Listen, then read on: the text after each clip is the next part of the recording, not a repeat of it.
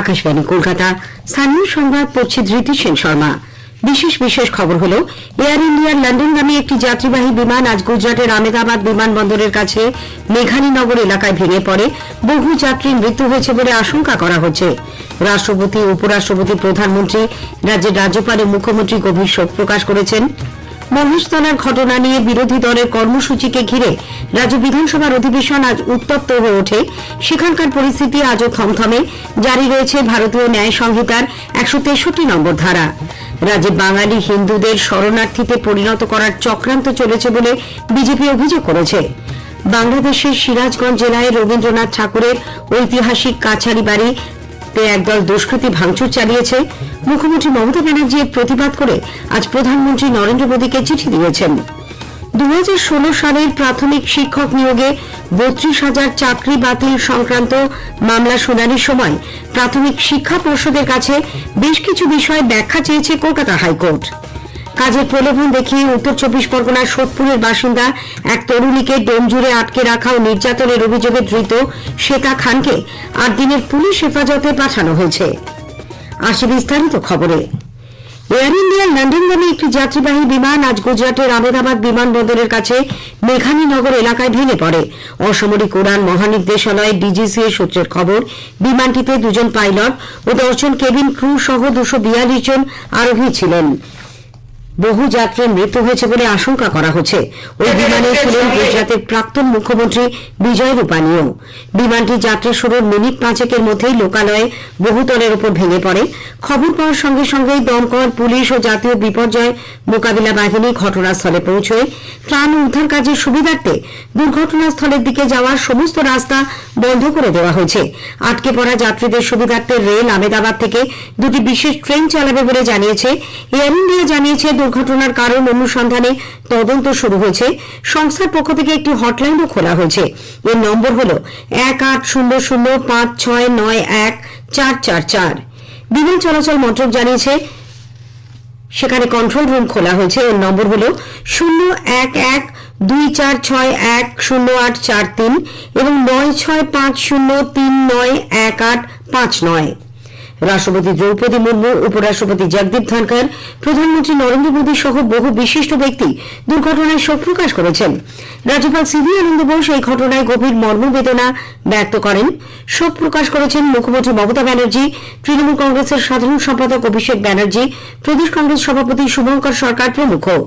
BJP গুজরাটে বিমান দুর্ঘটনায় নিহতদের প্রতি শ্রদ্ধা জানাতে আগামীকাল একদিনের জন্য দলের সব সাংগঠনিক কর্মসূচি স্থগিত রাখার সিদ্ধান্ত নিয়েছে। দলের তরফে এক বিবৃতিতে দুর্ঘটনায় মৃতদের আত্মার প্রতি শান্তি কামনা করা হয়। দোকান বসানোকে কেন্দ্র করে উত্তপ্ত মহেশতলার পরিস্থিতি আজও থমথমে। মহেশতলা পুরো এলাকার সর্বত্র জারি রয়েছে ভারতীয় ন্যায় সংহিতার 163 নম্বর ধারা। গতকালের ঘটনায় পুলিশের ওপর আক্রমণের অভিযোগে গ্রেপ্তারের সংখ্যা বেড়ে হয়েছে 41। পুলিশ সুপার রাহুল গোস্বামী আজ এক সাংবাদিক বৈঠকে জানান, গতকালের ঘটনায় পুলিশের ভূমিকা ছিল যথাযথ। পুলিশ যেটা রিয়াকশন করার সেটাই রিয়াকশন করেছে এবং যতটা রিয়াকশন করার তার থেকে যতটা ফোর্স ইউজ করার তার থেকে কোনো ফোর্স বেশিও ইউজ করেনি, কমও ইউজ করেনি। পুলিশের তো একটা ফোর্স আসা জায়গা থাকে, তার পরিপ্রেক্ষিতে মিনিমাম যাতে লস হয়, মিনিমাম যাতে ড্যামেজ হয়, যেটা একদম অ্যাপ্রোপ্রিয়েট যতটুকু যে অ্যাকশনটা হয়। পুলিশ যে স্বাভাবিকভাবে এ ধরনের ঘটনায় পুলিশকে ফেস করতে গেলে পুলিশের চাকরিটাই এরকম যে আক্রান্ত পুলিশ হতে পারে। এদিকে পূর্ব ঘোষণা মতোই মহেশতলার ঘটনা নিয়ে বিরোধী দলের প্রতিবাদ কর্মসূচিকে ঘিরে রাজ্য বিধানসভার অধিবেশন আজ উত্তপ্ত হয়ে ওঠে। মুলতুবির প্রস্তাব এনে প্রধান বিরোধী দল বিজেপি মুখ্যমন্ত্রী তথা পুলিশ মন্ত্রীর বিবৃতি দাবি করে। অধ্যক্ষ বিমান বন্দ্যোপাধ্যায় সেই দাবি খারিজ করে দিলে বিরোধী দলনেতা শুভেন্দু অধিকারীর নেতৃত্বে রেলে নেমে বিক্ষোভ দেখাতে শুরু করেন বিরোধীরা। ঘণ্টাখানেক পর বিরোধী দলনেতার নেতৃত্বে দলের বিধায়করা ওয়াকআউট করেন। মহেশতলার ঘটনায় রাজ্যপালের হস্তক্ষেপ চেয়ে মাথায় তুলসী গাছের চারা নিয়ে খালি পায়ে মিছিল করে তারা রাজভবনে যান। রাজ্যপাল সিভি আনন্দ বোস এই ঘটনায় নিরপেক্ষ তদন্তের জন্য রাজ্য সরকারকে উদ্যোগী হতে বলেছেন। এদিকে মহেশতলার ঘটনা নিয়ে জনস্বার্থ মামলা দায়ের করে জরুরি ভিত্তিতে শুনানির আবেদন জানান বিরোধী দলনেতা শুভেন্দু অধিকারী।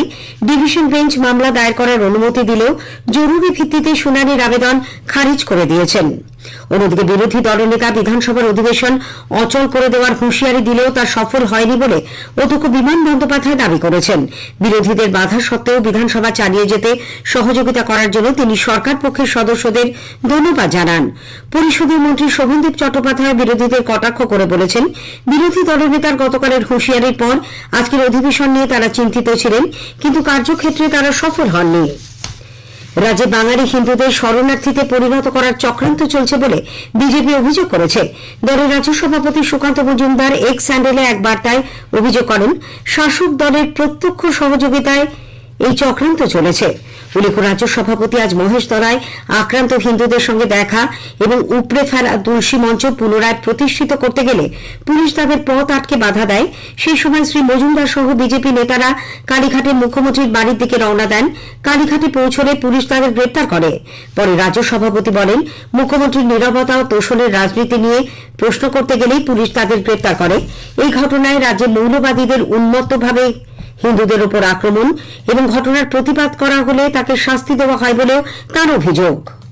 পুলিশ নির্বিকার ছিল, কিচ্ছু করেনি এবং আমি বারবার যেটা স্ট্রেস দিচ্ছি, আপনারা মিলিয়ে নিন। আমি মুর্শিদাবাদ হিংসার সময় বলেছিলাম যে প্রত্যেকটি ঘটনার প্যাটার্ন হচ্ছে পুলিশের সামনে হিন্দুদের বাড়িঘর ভাঙা, হিন্দু মন্দির, হিন্দু পবিত্র চিহ্ন, তাদেরকে অপমানিত করার সুযোগ এই সমস্ত সাম্প্রদায়িক লোকেদেরকে মমতা সরকার করে দিচ্ছে। মুর্শিদাবাদের সময় তাই হয়েছিল, আমি বলেছিলাম।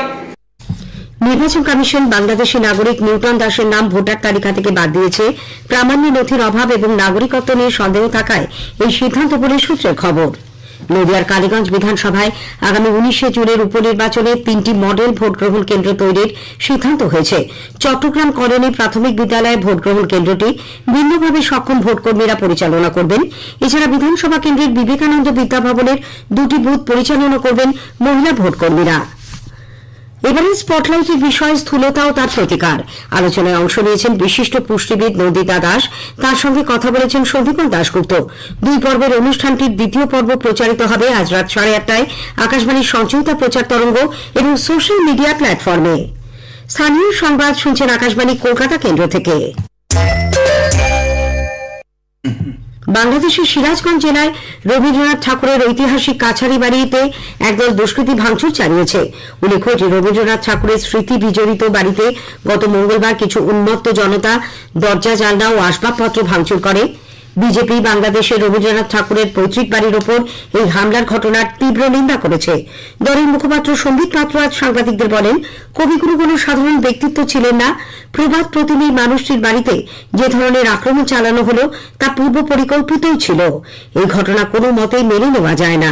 বাংলাদেশ সরকার রবীন্দ্রনাথের বাড়িটিকে মিউজিয়াম হিসেবে ঘোষণা করলেও তার সংরক্ষণে যথাযথ উদ্যোগ নেয়নি বলে তার অভিযোগ।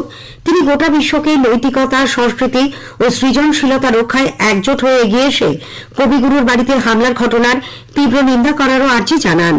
मोहम्मद यूनुस जी की जो अंतरिम सरकार है, उस सरकार का ये व्यवहार उचित नहीं है। अभी भी कोई कार्यवाही नहीं हुई है। इतने बड़े इंटरनेशनल मॉन्यूमेंट को बचा के नहीं रखा जा सका। एक बहुत ही खराब संदेश पूरे विश्व दरबार में जाता है। तो भारतीय जनता पार्टी की प्रवक्ता के नाते बांग्लादेश के अंतरिम सरकार के इस व्यवहार की हम निंदा करते हैं। রবীন্দ্রনাথ ঠাকুরের সিরাজগঞ্জের পৈতৃক ভিটেতে ভাঙচুরের ঘটনায় গভীর ক্ষোভ প্রকাশ করেও তার প্রতিবাদ জানিয়ে মুখ্যমন্ত্রী মমতা ব্যানার্জিও আজ প্রধানমন্ত্রী নরেন্দ্র মোদীকে চিঠি দিয়েছেন। পাশাপাশি প্রতিবেশী দেশের সরকারের কাছে এই ঘটনার জবাবদিহি চেয়ে আন্তর্জাতিক স্তরে কূটনৈতিক হস্তক্ষেপেরও আর্জি জানিয়েছেন তিনি। 2016 সালের প্রাথমিক শিক্ষক নিয়োগে 32,000 চাকরি বাতিল সংক্রান্ত মামলা শুনানির সময় প্রাথমিক শিক্ষা পর্ষদের কাছে বেশ কিছু বিষয় ব্যাখ্যা চেয়েছে কলকাতা হাইকোর্ট। নিয়োগের সময় কোন এজেন্সিকে নিযুক্ত করা হয়েছিল, ইন্টারভিউ বোর্ডের পাশাপাশি সিলেকশন কমিটির ভূমিকা কি ছিল তা জানতে বিচারপতি তপব্রত চক্রবর্তী ও বিচারপতি ঋতব্রত কুমার মিত্রের ডিভিশন বেঞ্চ জানতে চেয়েছেন। পাশাপাশি প্যানেল প্রকাশ করা হয়েছিল কিনা তাও জানতে চায় আদালত। 23শে জুন মামলার পরবর্তী শুনানিতে প্রাথমিক শিক্ষা পর্ষদ আদালতের প্রশ্নের উত্তর দেবে। কাজের প্রলোভন দেখে উত্তর 24 পরগনার সোদপুরের বাসিন্দা এক তরুণীকে হাওড়ার ডোমজুরি নিয়ে গিয়ে আটকে রেখে শারীরিক ও মানসিক নির্যাতনের ঘটনায় ধৃত মূল অভিযুক্ত শ্বেতা খানকে 8 দিনের পুলিশ হেফাজতে পাঠানো হয়েছে। তাকে আজ হাওড়া আদালতে তোলা হয়। গত সন্ধ্যায় কলকাতার আলিপুর থেকে ধরা হয়েছিল শ্বেতাকে। এদিকে উত্তর 24 পরগনার অশোকনগরে কচুয়া মোড় এলাকায় একটি হোটেলে মধুচক্র চালানোর অভিযোগে পুলিশ 6 জনকে গ্রেপ্তার করেছে। এদের আজ আদালতে তোলা হলে 5 দিনের পুলিশ হেফাজতে পাঠানো হয়। শেষ করার আগে স্থানীয় সংবাদের বিশেষ কিছু অংশ আরও একবার।